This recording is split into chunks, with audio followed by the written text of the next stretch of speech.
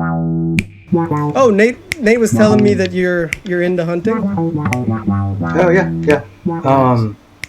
I've been doing that. So it's I'd say about 80% duck hunting and like about 20% deer and boar. Um, so yeah, I've been doing that since 2000. I'd say maybe like 2016 season or so.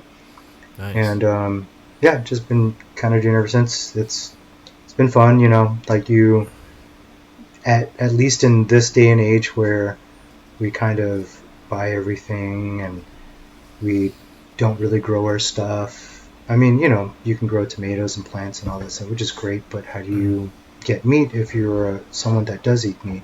Mm-hmm. So sometimes that's just something that kind of fills that void with myself and my family. We don't, you know, get enough for like, you know, to sustain us for the rest of the year and stuff. Yeah. But Yeah, at yeah. least like during the season, we can like be out there in nature and we can get to know the wildlife and we get to like catch them and eat them, things like that. So Yeah, um, that sounds awesome. yeah, it's been good. You know, actually, like I've like respected nature and the animals like so much more since I've started like hunting them because you learn about them and you're just like, man, this thing is like the most amazing thing ever and stuff. Yeah. And the act of like taking them down, I mean, you know, it kind of sounds like counterintuitive. It's like, why would you do that if you care about Mm-hmm. it so much? No, it's kind of But reminds me of like back in the Indian days where they just like respect everything and they use every single part and stuff like that. Just like right, don't let it go to waste or anything. yeah, Yeah. yeah, that's that's kind of it. You know, like you know, like you always say like a little prayer, thank you, Yeah. no matter how big or how small it is and stuff, and then you enjoy it from there. But Yeah. yeah, but do you guys want to hear us? It's not a it's kind of a sad story, but it's a good story. Hey, But this you're is here to tell us some stories, man. Yeah, That's yeah, that's so what these definitely. podcasts are for. Yeah, yeah. so Jenny mentioned like with like duck hunting and stuff. Like you know, we ducks are birds, and they you know have really small brains, and they're not very smart. And so part of duck season, you also have goose season as well. So you have these Canadian geese that are the same season that you can hunt ducks as well. Geese are freaking huge. Like if you get them, that's like oh right, you You know, can it's find them in the big. same area. Oh, Yeah, okay. yeah. In the same area, I would say they loosely cohabitat, and so they also follow like similar migration patterns. Like in this part of California, they fly through here during the fall and during the winter from Canada, from up north. And you know, as things get colder up there, they want to go down to places that are warmer, so they're migrating south. So that's all they do. But so I remember like we talk about like, oh, these ducks are stupid, man. They would like they like see us right here. They're not doing anything. Like the whole term, right? The whole term sitting ducks, like that's Oh where it came yeah, from because they would just sit there and yeah. While you're sometimes pointing just a let gun. you shoot. Yeah, exactly. So we're like, yeah, they don't, you know. All right, well, you're thinking they don't have feelings. They don't, or they don't have a like a hierarchy of intelligence to like for you to feel sympathy for them, if you will. Mm-hmm. And so I remember, so when you're duck hunting, at least in some parts that I've been to, where they give you, there's like an area, it's like a big pond, like next to the bay, and then there are little houses. It's not really a house, but it's sort of like an area that you can hunt. But they're on top of the water, kind of like you know those little huts that you see in like French Polynesia, like those luxury huts. It's like in the middle of the water and their own Oh, stilts and okay. stuff. Yeah, Mm-hmm. yeah, Yeah, it doesn't look that nice. It's like there's like shit everywhere, like when you go there. Mm-hmm. But that's where you stand. So you stand there, and then you have your like fake ducks and decoys, and you're trying to call them in, trying to trick them into coming in. And when they fly over, you shoot them with a shotgun, and then you get back in your boat, pick them up, and then you put them in your bag. So in between these, there's like different blinds. That's what they're called, by the way. So there's like a blind here, and about 100 yards away there's another blind and another blind that just kind of fills up the pond. So each of these blind has like a hunter in them. And you don't have to worry about getting shot because shotguns don't go that far. So even if I aimed at a blind, it's never going to hit this person. But you can see when people are shooting at other ducks above them, because you can see their rifle or their shotgun barrel go up, and you can see the ducks flying over. So there's one instance where there was a couple geese coming in, and you can hear them. They sound like gluck, gluck, gluck, like they make that sound. And you're like, oh shit, there are geese, man, get ready, and stuff. And then so we're like, oh, there's geese coming around, and then we realize like, oh no, it's going to this other person's blind. Well, I hope that guy gets it. So we see the guy shoot, and so whenever you see geese, most of the time they're flying in a pair of two. And so he shoots at this pair of two. One of them goes down. They just start flying down, and then he lands. And the other goose, he's kind of circling around, and the hunter's like still shooting him. So he's like, oh my god, like I can't just stay here.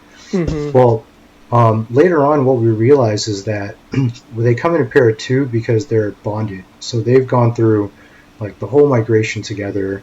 They've, imagine like the most perilous journey that you take every single year, and if you had one person to go with, these two went together, and they made it all the way down to California, like hunger, like snow, wind, like just in the wild. The wild is crazy, man. They survived.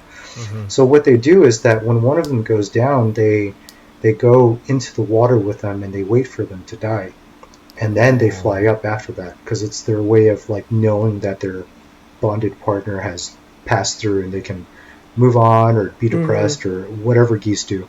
So this one is like he's circling around, like wanting to go down to like his buddy to wait for him, but he's being shot at. So he's got no other choice but to like leave, right? So when he leaves, and we're watching this whole entire thing, front row seats, when we leave, that geese, he's flying forward, and then all of a sudden he takes one last look back, like a nice pause. Oh, snap. And he puts his head forward, and he just flies away. And we were like, oh my god, did we just see that? Oh man, and yeah, that was like, that was a scene I would never forget, and it's from an animal, and that's a scene that, like, even as a human being, like living just anywhere, you don't see those things very often, and we, saw it in that sense from some things that we thought were stupid or that were just birds. Yeah, definitely. But man, that was a touching story. Yeah, definitely very My touching. eyes. Yeah, like it just you can identify with the goose, definitely. Yeah. Wow. I had a bird story. You do? Well, you got a bird? kinda. I was just walking to, CVS. This isn't in the wild or anything. no, But there's like these wild main crows. streets. There's these crows in San Leandro. And then one day I'm just like, man, they're really loud today. I was like, what the hell is going on? And they're all surrounded in this one area. And we walked past it, and I realized that there's some kind of eagle or falcon took one of the crows, like one of their buddies. Oh shit. And they were just all surrounded, like, I guess it sounded like mourning, like they were just screaming for their buddy. And then the falcon or eagle saw us, and it was like he turned his back, and then like he opened his wings so like we couldn't see his kill. I was like, holy crap. Oh This is some jeez. crazy shit. Just out in the wild of so San Leandro. Yeah. Yeah. But mean, I was wondering especially- what they were thinking. All the other crows, just like, if they're warning everyone else, or they're just like, my brother. Or, I Yeah, don't know. trying to stop the eagle. Yeah. It's crazy. Yeah, I didn't even know those birds like eagles. ate each other and stuff. They're really Yeah, hungry. dude. Yeah. Yeah, I saw like a They're- seagull Yeah. eat a pigeon one time. Oh shit, Yeah. I didn't know. Yeah. It's a crazy world out there. It's a crazy world, man. Like we're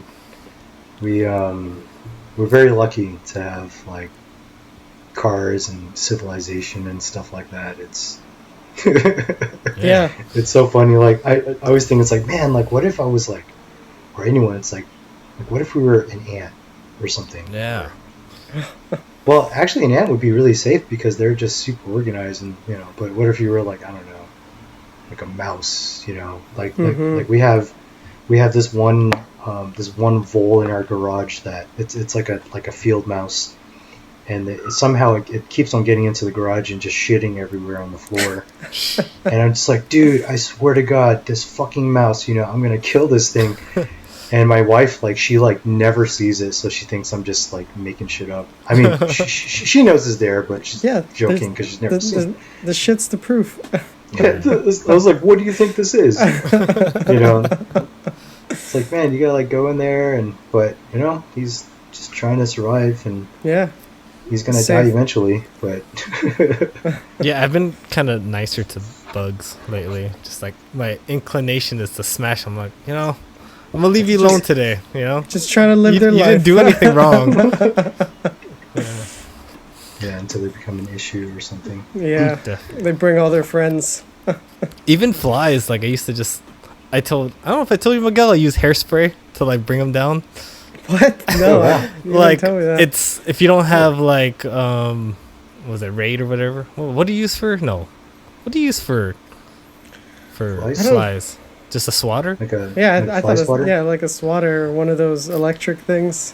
I use a hairspray. It's not very it's not good for the air, but like if you aim good, Yeah. if you aim good, their wings get sticky and then they can't fly. Gum up the wings. And then you just get a paper towel. But then now I've been like just leading them through the door, like, come on, go over there. Get out of here. And then another fly comes in and I have to do it all over again. One comes out and two comes in. Yeah. Damn it. That's what I get for being a nice guy, huh? Yeah. Yeah, I never thought about that. Yeah, I think I'll use hairspray. Try it one next time. You never know. Sounds. Yeah, where'd you come up with that one?